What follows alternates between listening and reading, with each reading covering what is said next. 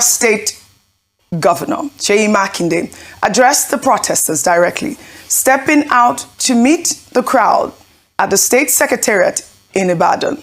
The governor assured protesters that authorities were intensifying efforts to secure the release of the abducted pupils and teachers, urging Nigerians to remain united and warning against politicizing the rescue operation. Let's take a look. So it's not the time for us to say, well, it is the president that should have handled this, it is the governor or the local government. This is a time to pull together as one. We're not dealing with normal human beings. How will somebody take a fellow human being and slaughter him? Is that somebody that is normal? Have trust in your government. We're doing our best. The response at this time should be to pull together, allow the government to see this through. An FCT minister, Wike, has sparked fierce backlash online after making controversial comments in the midst of the nation's pain and protests, addressing members of the Nigeria Union of Teachers at the FCT Administration Secretariat in Abuja on Tuesday. Wike warned the public not to politicize insecurity, questioning why there were no similar protests in Abuja when teachers were previously kidnapped in other states. Let's take a look. You have said it here that teachers are being kidnapped in FCT before. Why is it that people never rose up to say, oh, let the teachers in Abuja also be released? So why is this one not particular? We're all concerned. But let us not politicize issues. That's what I will not support. But we're all concerned about security situation. We're all concerned about how the teachers and students should be released. And we all know, without being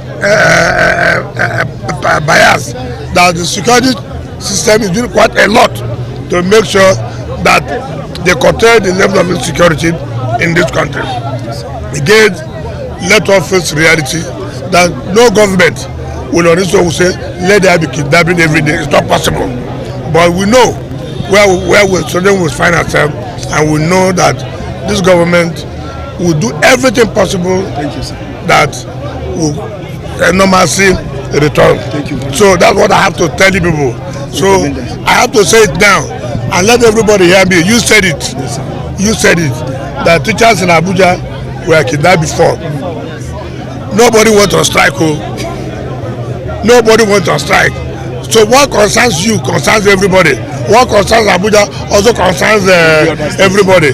So when it gets to our own, people should also rise to the same occasion. Well, those comments did not land well with some users on social media. Well, human rights activist Omoyele Sowore, who joined the protest in Abuja, fired back, calling Wike a foolish man for telling grieving Nigerians not to politicize the abduction of their children. Let's take a look. He's a foolish man, and I'm saying that in front of his office. He's lucky that I didn't meet him here when he was saying that rubbish. Revolution now. Yes. How can you say that you should not politicize when he himself is a product of the politics of insecurity himself? So, if he had said that while I was there, I would have told him to his face that you are a foolish man and let him do his worst. But he left before I got here. Well, there are many, views to these comments. But before I come to you, Ayo, more on insecurity, and this time the church is speaking out. General Overseer of the Redeemed Christian Church of God, Pastor Adeboye, has issued a clear and direct ultimatum to Nigeria security chiefs, declaring, get rid of these terrorists within 90 days or resign. Let's take a look. I'm talking to you as my children. If I were asked to make suggestions, I would say quietly to our government, move fast and tell our security chiefs, get rid of these terrorists within 90 days or resign. All right, that's the general overseer there. Ayo, before I come to you, Adeboye went further, urging the government not just to target terrorists, but eliminate their sponsors, no matter how highly placed, declaring, when giving orders to the service chiefs this time around, make it clear that they should eliminate the terrorists and those sponsoring them. And this is a call that we've made several times on this table. Even when I spoke with General Christopher Musa, the Minister of Defense, he said the same thing, that they are gathering the list of those sponsoring terrorists, because once we uproot that in our system is, you know, one step closer to eliminating the terrorists. Now, I'd like for you to comment on, you know, I did present a bunch of stories, protests across the nation, Senate President, you know, calling for also unity, as well as Wike. And I thought Wike's statement was quite weighty, because if you look at it on both sides, and this is the conversation I'd had, you know, with some of my colleagues yesterday, about the fact that we are seeing these sort of abduction across the nation. And, you know, it appears that Nigerians are fed up. It's either they are fed up or they're probably trying to politicize it, as what Wike, as the statement Wike has made. Your thoughts on that? All right, thank you very much. A lot of things around insecurity, and of course, based on the protests by teachers, and it's well within their rights. I say this because beyond insecurity, it is a direct attack on education and aspirations for young people. Why? The last incident that happened in Oyo State involved students and teachers, children as young as 3 years old. Let that sink in. Children who do not know their left from their right in many instances. A teacher was killed. So definitely this is their constituency. They have a stake in this matter, even perhaps more than, you know, has happened previously. I also raised the point earlier on that this is affecting Wike SSC examinations. That's the senior school certificate examinations. It's meant to run from May till June. It's the May-June cycle. So students cannot go to school in some areas because of this. Some students are afraid. Some students have gone through, have this, trauma based on what has happened to their colleagues in school. So you would imagine that this is education amongst the other myriad of issues that's plaguing education in Nigeria. We now have insecurity to deal with. The teachers had a right to go out to protest and down their tools that if you cannot secure us in our place of work, then we should not be going out there. You cannot have education. You cannot talk about the future of our children if they are not even guaranteed a future today because of the risk of being abducted if they do go to school. So that's one instance. The other, and I'm glad that largely was peaceful. They placed their demands and they were very, honest about their stance on this matter. With regards to Mr. Wike, I'm very disappointed. He's made a number of statements that would shock Nigerians. We've known him to be quite garrulous, in terms of the way he speaks. He doesn't hold any, no holds barred. But how can you say in one breath that you should not politicize the matter, and in the same breath do exactly the same thing that you say you shouldn't do?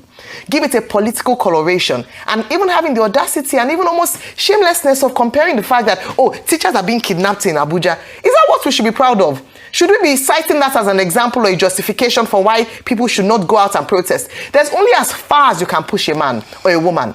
After a while, they get to the wall, and the only thing they can do is to turn back and begin to react. And that is what this government does not want.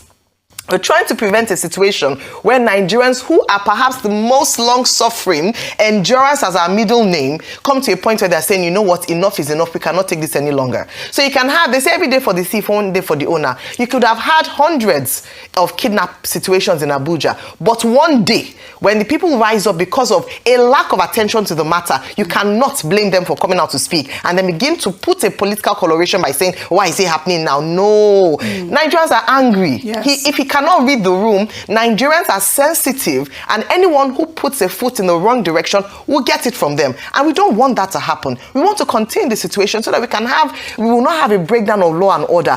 Don't provoke the people any longer. If you don't have anything good to say, or you're not emotionally sensitive, then don't say anything at all. Yes. Rather than coming out and making statements like this, enough is enough. You have to be, it's empathy, understanding and action that Nigerians want at the moment, and not comparing. What kind of government are you saying, oh, we kidnap? What kind of resume is that? You should be ashamed of that fact. That people are being kidnapped on a regular in Abuja. You're saying that to justify why we, no, please. This is not the time for that. And finally, on Pastor Adeboye, He said this earlier this year, actually, when just almost immediately after Nigeria was designated as a country of particular concern. I watched that particular meeting. It was at their monthly Holy Ghost service, and he was speaking tough because, as always, because of the large influence that he wields, whenever a situation like this happens, people would ask, oh, what are the pastors saying? What are the imams saying? Religious leaders in Nigeria play a critical role, whether we like it or not. Yes. And he was giving this ultimatum that rather than the US coming to come and do the work that the government is supposed to be doing, let the government take action and move on this matter. Yes. Unfortunately, the 90-day deadline has passed, right, and we haven't seen this done. Right. It is good for them to continue to speak up, and even behind closed doors, continue to hold these governors and governments and presidents, governors to account, because they have their yes, ears. In some instances, they're even more powerful than House of Reps members, because they're closer to the people, they hear the voices of the people, and they also have the ears of the leaders. So he was well within his right to do so, and I hope that they will listen this time. I hope so. I mean, the issue of politicizing this incident in Oyo State, and in fact, in the insecurity across Nigeria, is really my stance here. I don't believe that any politician should politicize this issue, and people that are going out to grieve and to protest have every right to protest. Now, I'd like to present my submission here. The kidnapping of children from their classrooms is not a political issue. It is a national emergency. Every child still in captivity is every Nigerian child. We condemn in strongest possible terms every act of terrorism, banditry, and violence against innocent Nigerians. To those holding our children, release them now. To our government, the nation is watching and waiting for results, not speeches. And to every Nigerian, this is not the moment for politics. This is the moment for unity. Our children need us to be one voice, one Nigeria, until every single one of them comes home safely.